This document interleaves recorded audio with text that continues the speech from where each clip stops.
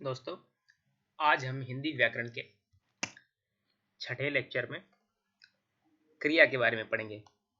क्रिया की परिभाषा, इसके प्रकार, किस प्रकार की क्रिया होती है, इसकी क्या परिभाषा होती है, इस सब के बारे में हम आगे वीडियो में जानेंगे। तो आज वीडियो पहली बार आए हैं, चैनल पर पहली बार आए हैं, चैनल को सब्सक्राइब कर दीजिए और बेल आइकन को भी प्रेस कर दीजिए। जिससे क्या होगा कि हम कोई भी नई वीडियो अपलोड करेंगे उसका नोटिफिकेशन सबसे पहले आप तक पहुंच जाएगा। तो चलिए वीडियो को शुरू करते हैं।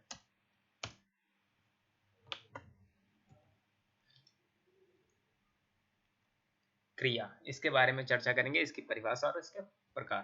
तो चलिए वीडियो को शुरू करते हैं। क्रिया की परिभाषा, इसकी परिभाषा देखेंगे। ऐसे शब्द जो हमें किसी काम के करने या होने का बोध कराते हैं वे शब्द क्रिया कहलाते हैं। ऐसे शब्द जो हमें किसी काम के करने या होने का बोध कराते हैं वे शब्द क्रिया कहलाते हैं। कहने का मतलब है कि कोई भी वाक्य, उसमें जो शब्द हमें काम या कार्य करने का बोध कराता है, उसका क्या कार्य होने हमें ज्ञात होता है कि यहाँ पर कोई कार्य हो रहा है, किस शब्द के द्वारा पता चल रहा है, उसे ही हम क्रिया कहते हैं। इसके एग्जाम्पल्स क्या है, इसके उदाहरण देख लेते हैं। राकेश गाना गाता है, तो इसमें गाता है जो शब्द है वो क्रिया है। राकेश गाना गाता है तो गाता है क्रिया है। मोहन शब्द, मोहन पुस्तक पढ़ता है, मोहन संज्ञा हो गई, पढ़ता है क्रिया हो गई, कुछ कर रहा है, क्या कर रहा है, पढ़ रहा है, तो पढ़ना एक क्रिया है। तो क्रिया पढ़ता है, इस पढ़ता जो शब्द है वहां पर क्रिया का रूप है। मनोरमा नाचती है, नाचना क्या है, क्रिया है। मानव धीरे धीरे चलता है, मानव धीरे धीरे चलता है, चलना क्या है, क्रिया है। घोड़ा बहुत तेज दौड़ता है, घोड़ा क्या है, संज्ञा है, बहुत तेज क्या है, विशेषण है, दौड़ता क्या है, क्रिया है। तो यहाँ पर क्रिया शब्द है दौड़ता, घोड़ा बहुत तेज दौड़ता है। ऊपर दिए गए वाक्यों में गाता है, पढ़ता है, नाचती है, दौड़ता है, चलता है आदि शब्द किसी काम के होने का बोध करा रहे हैं। मतलब दौड़ने का बोध हो रहा है, चलने का बोध हो रहा है, नाचने का बोध हो रहा है, पढ़ने का बोध हो रहा है, गाना गाने का बोध हो रहा है। मुझे पता चल रहा है कि राकेश गाना गा रहा है, मोहन किताब पढ़ रहा है, मनोरमा नाच रही है और मानव धीरे धीरे चल रहा है। ये सब चीजें हैं। तो ये सारे शब्द जो है क्रिया के अंतर्गत आते हैं। क्रिया हमें समय सीमा के बारे में संकेत देती है। एक समय की सीमा होती है, उसके बारे में क्रिया संकेत देती है। क्रिया के रूप की वजह से हमें यह पता चलता है कि कार्य वर्तमान में हुआ या भूतकाल में हो चुका है या भविष्यकाल में होगा। जैसे कि घोड़ा बहुत तेज दौड़ता है, मतलब अभी दौड़ रहा है, या दौड़ेगा, क्रिया वही है। दौड़ेगा मतलब भविष्यकाल में दौड़ेगा, दौड़ चुका है मतलब भूतकाल में दौड़ चुका है। ये क्रिया ही मुझे बताती है कि कार्य हो रहा है, हो चुका है या होने वाला है। इतना क्लियर हो गया। आगे देखते हैं क्रिया के भेद। क्रिया कितने प्रकार की होती है। क्रिया देखिए दो प्रकार से इनको विभाजित किया गया, कर्म जाति तथा रचना के आधार पर और संरचना के आधार पर। तो कर्म जाति तथा रचना के आधार पर इसके दो भेद है, अकर्मक क्रिया और सकर्मक क्रिया। संरचना के आधार पर क्रिया के चार भेद हैं, प्रेरणार्थ क्रिया, नाम धातु क्रिया, संयुक्त क्रिया, कृदंत क्रिया। पहले हम कर्म जाति तथा रचना के आधार पर क्रिया के भेद पढ़ेंगे, अकर्मक क्रिया और सकर्मक क्रिया। चलिए शुरू करते हैं। अकर्मक क्रिया क्या होती है, जिस क्रिया का फल कर्ता पर ही पड़ता है वह क्रिया अकर्मक क्रिया कहलाती है। इस क्रिया में कर्म का अभाव होता है। कहने का मतलब है जिस क्रिया का फल कर्ता पर ही पड़ता है वह क्रिया अकर्मक क्रिया कहलाती है। इस क्रिया में कर्म का अभाव रहता है, अकर्मक क्रिया में कर्म का अभाव रहता है। जैसे पढ़ने का फल श्याम पर ही पड़ रहा है, जैसे श्याम पढ़ता है तो पढ़ने का जो फल है श्याम पर ही पड़ रहा है, इसलिए पढ़ता है अकर्मक क्रिया है। जिन क्रियाओं को कर्म की जरूरत नहीं पड़ती, क्या पढ़ रहा है, ये वाक्य में नहीं है तो कर्म की जरूरत नहीं पड़ रही है यहाँ पर, लेकिन ये जो क्रिया है अकर्मक क्रिया के अंतर्गत आती है। या जो क्रिया प्रश्न पूछने पर कोई उत्तर नहीं देती उन्हें अकर्मक क्रिया कहते हैं। इसकी दूसरी पहलू हो गया, ये दूसरी परिभाषा हो गई कि वे क्रिया जिसका प्रश्न पूछने पर कोई उत्तर ना दे उन्हें अकर्मक क्रिया कहते हैं। अर्थात जिन क्रियाओं का फल और व्यापक कर्ता को मिलता है उसे अकर्मक क्रिया कहते हैं। इसके एग्जाम्पल देख लीजिए, राजेश दौड़ता है, सांप रेंगता है, पूजा हंसती है, मेघनाथ चिल्लाता है, राम बचाता है, जैसा कि आप ऊपर दिए गए उदाहरणों में देख सकते हैं कि दौड़ता है, रेंगता है, हंसती है, चिल्लाता है, बचाता है आदि वाक्यों में कर्म का अभाव है। इन सभी वाक्यों में कर्म का अभाव है। राजेश दौड़ता है, सांप रेंगता है, सिर्फ संज्ञा और कार्य है, क्रिया, संज्ञा और क्रिया है, इसमें कर्म का अभाव है इन सारे वाक्यों में, इसलिए कर्मक क्रिया के अंतर्गत आएंगे। चलिए आगे देख लेते हैं। सकर्मक क्रिया। सकर्मक क्रिया क्या होती है?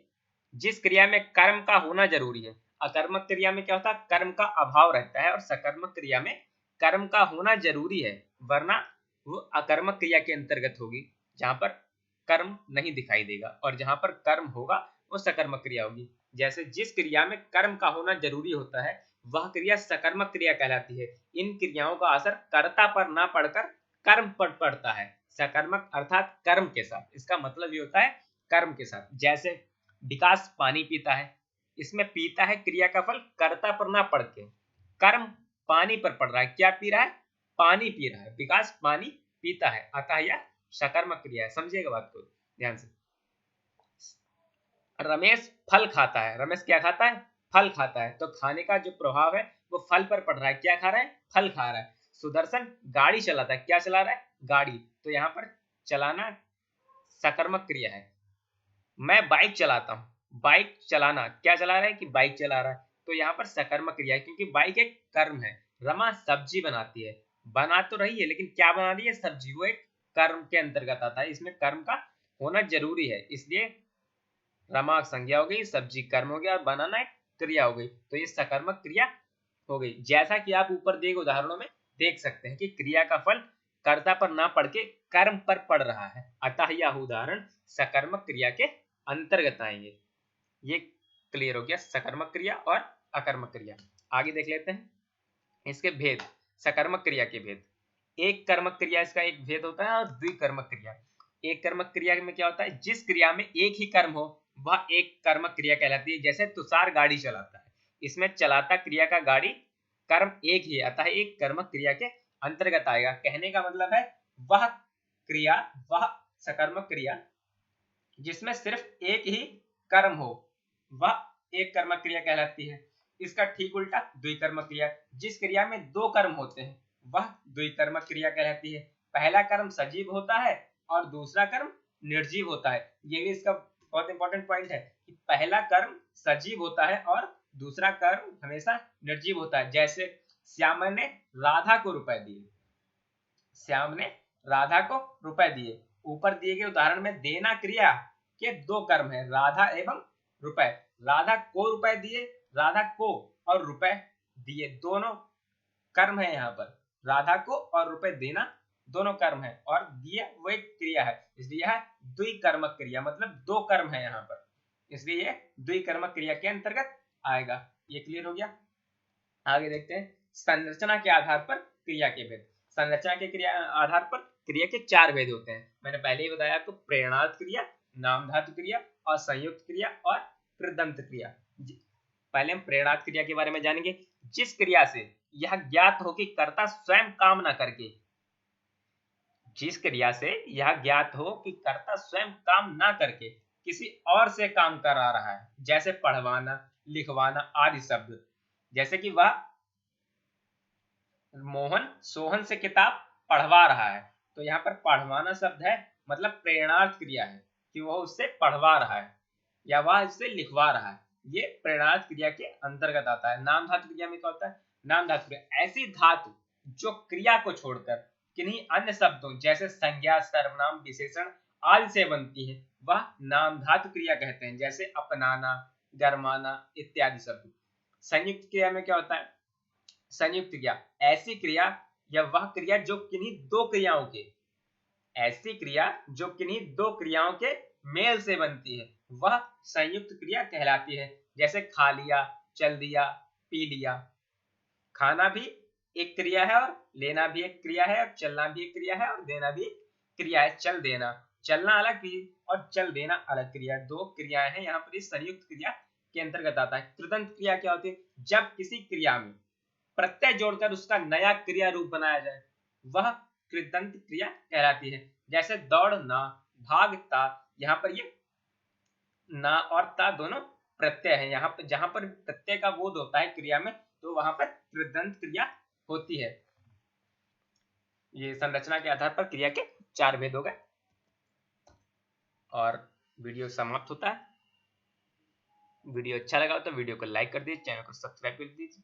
मिलते हैं अगले वीडियो में। Thank you for the watching.